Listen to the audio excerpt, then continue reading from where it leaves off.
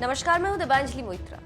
मोदी विरोधी पार्टियां अभी तक मोदी सरकार पर ही आरोप लगाते थे कि लोकतंत्र खतरे में, और अब तो महाराष्ट्र में एक पत्रकार को ही गिरफ्तार कर सीधा जेल में डाल दिया गया। लेकिन कांग्रेस नेता राहुल गांधी और प्रियंका गांधी समेत तमाम विपक्षी पार्टियां भी खामोश हैं, क्योंकि ये मामला महाराष्ट्र का है, जहां कांग्रेस खुद शिवसेना के साथ मिलकर सरकार चला रही। यही वजह है कि देश के गृह मंत्री अमित शाह ने खुद इस मामले में उद्धव सरकार पर जबरदस्त हमला तो बोला ही, कांग्रेस को भी नहीं बख्शा। इंदिरा राज में देश पर आपातकाल थोपने वाली कांग्रेस को आड़े हाथों लेते हुए बीजेपी नेता और गृह मंत्री अमित शाह ने कहा, कांग्रेस और उसके सहयोगियों ने लोकतंत्र को एक बार फिर शर्मसार किया है। अर्नब गोस्वामी और रिपब्लिक टीवी के खिलाफ राज्य की सत्ता का दुरुपयोग व्यक्तिगत स्वतंत्रता और लोकतंत्र के चौथे स्तंभ पर हमला है। यह हमें आपातकाल की याद दिला रहा है। फ्री प्रेस पर हुए इस हमले का विरोध किया जाना चाहिए। अर्नब गोस्वामी की गिरफ्तारी की गूंज पाकिस्तान में भी सुनाई दी। वहां की पत्रकार मेहर तरार ने भी ट्वीट कर कहा, अर्नब गोस्वामी को मुंबई में गिरफ्तार कर लिया गया है। ये अजब दिन है। सूचना प्रसारण मंत्री प्रकाश जावड़ेकर ने भी कांग्रेस को आड़े हाथों लेते हुए कहा, सोनिया गांधी और राहुल गांधी के नेतृत्व में काम कर रही कांग्रेस अभी भी आपातकालीन मनस्थिति में है। इसी का सबूत आज महाराष्ट्र में उनकी सरकार ने दिखाया। लोग ही इसका लोकतांत्रिक जवाब देंगे। बीजेपी नेताओं ने जिस तरह से कांग्रेस पर ताबड़तोड़ हमला बोलना शुरू कर दिया है, वो बता रहा है कि महाराष्ट्र की उद्धव सरकार ने बैठे बिठाए बीजेपी को कांग्रेस के खिलाफ एक नया मुद्दा दे दिया। 1975 में देश पर आपातकाल थोपने का आरोप कांग्रेस पर पहले से ही बीजेपी लगाती रही, और अब एक पत्रकार को महाराष्ट्र में जेल के अंदर डाल दिया गया, तो भला बीजेपी ये मौका कैसे छोड़ सकती है। उसने अर्नब गोस्वामी के बहाने सीधे कांग्रेस आलाकमान पर ही जबरदस्त हमला बोल दिया। देश के गृह मंत्री अमित शाह से लेकर सूचना प्रसारण मंत्री प्रकाश जावड़ेकर तक ने कांग्रेस को आड़े हाथों लेने में कोई कोर कसर नहीं छोड़ी। लेकिन हैरानी की बात यह है कि खबर लिखे जाने तक ना तो राहुल गांधी ने अर्नब की गिरफ्तारी पर कुछ कहा और ना ही प्रियंका गांधी ने जुबान खोली।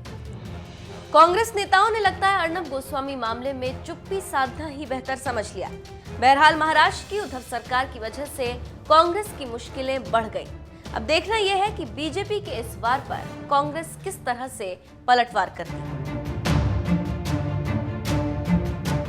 फ्रेंड्स, बंधुगण, आज मैं शब्दों को अपने दिल के अंदर मारूंगा नहीं। आज मैं शब्दों को व्यक्त करूंगा, क्योंकि हिंदुस्तान एक लोकतांत्रिक देश है। We are a free country and freedom of speech is one of our fundamental rights. And the first sentence that I want to speak today is, Italian origin leader of Congress party brings mafia style politics to India. बंधुगण, 2014 से पहले 10 वर्षों तक जिस प्रकार की सरकार रही,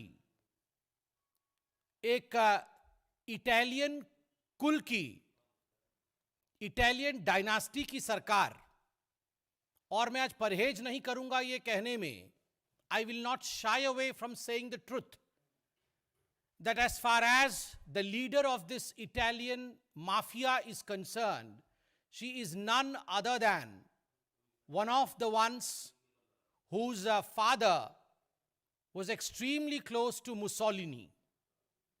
मुसोलिनी के राइट हैंड, मुसोलिनी के दाहिने हाथ रह चुके पिता की पुत्री आज जिस प्रकार भारतवर्ष में माफिया राज स्थापित कर रही हैं, यह आप सबके सामने है, और इसको अभिव्यक्त करना यह हमारी आजादी है। बंधुगण, प्रेस के खिलाफ जिस प्रकार के कदम उठाए जा रहे हैं, कोई एक केस नहीं है, कोई दो केस नहीं है। आज मैं आपके सामने अनेकों ऐसे उदाहरण रखूंगा जिससे आपको मालूम पड़ेगा कि किसी एक चैनल के लिए नहीं, किसी एक व्यक्ति के लिए नहीं, मगर इस कमरे में बैठा प्रत्येक व्यक्ति के लिए और प्रत्येक चैनल के अधिकार के लिए आज हम खड़े हैं, आज हम आवाज उठा रहे हैं। In fact, friends, such dastardly action against the press, against the people who dissent, is an attack on the fundamental right of not only the press, the reporters, the editors, but also the fundamental right is an attack on the fundamental right of the core of this democracy called India. बंधुगण, mafia hates anyone who seeks the truth. Mafia के कुछ गुण होते हैं. Mafia कभी भी सत्य नहीं सुनना चाहता है. माफिया चाटुकारिता चाहता है.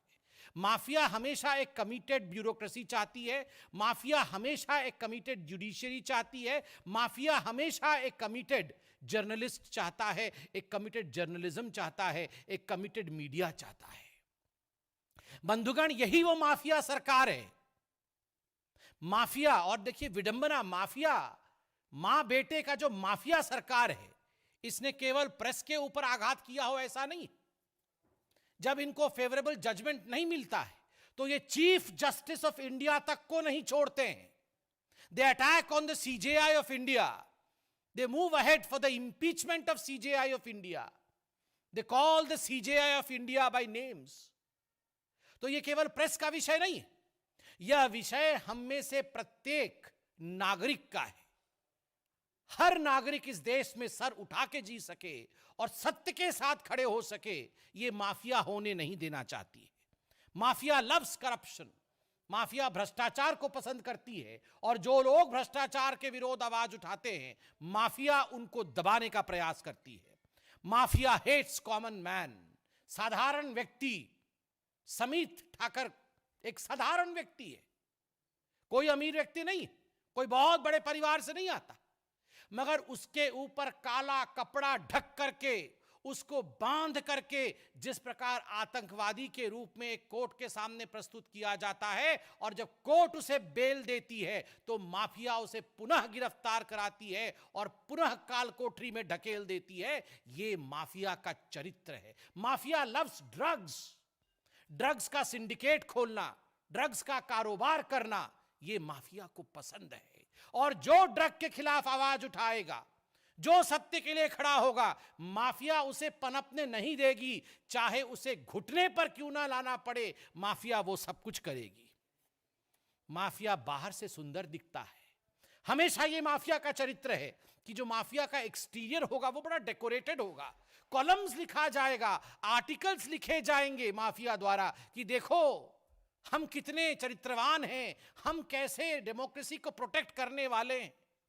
एक तरफ तो सोनिया जी आर्टिकल लिखती हैं पेपर में और कहती हैं कि डेमोक्रेसी की हत्या हो रही है. एक तरफ राहुल गांधी जी आर्टिकल लिखते हैं और कहते हैं मैं प्यार की राजनीति करता हूं. I believe in politics of love. Is this politics of love? Sonia ji, is this love for democracy that you advocate and you write article about? This is the characteristic feature of Italian mafia, a beautiful exterior, decorating your exterior with articles and columns and speaking volumes about democracy, but in reality, you are the murderers of democracy. And in the words of Agatha Christie, murder, she wrote. This mafia is the one who has written murder of democracy as and when they have been in power and whichever state they have been in power. Friends, ये जो Italian mafia और उनके allies हैं, ये जो Italian mafia और उनके साथी हैं, कंधा तो किसी साथी का है, कंधा तो शिवसेना का है, मगर वो बंदूक, वो ट्रिगर, वो बारूद और वो बुलेट, ये सारा कुछ इटालियन माफिया का है.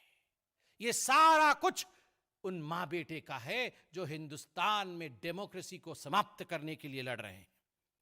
कंगना रनौत एक साधारण महिला, मेहनती महिला, बाहर से जाके मुंबई जैसे विराट प्रदेश में, विराट स्थान पे मुंबई का दिल बड़ा है, सबके लिए उसका दिल खुला हुआ है.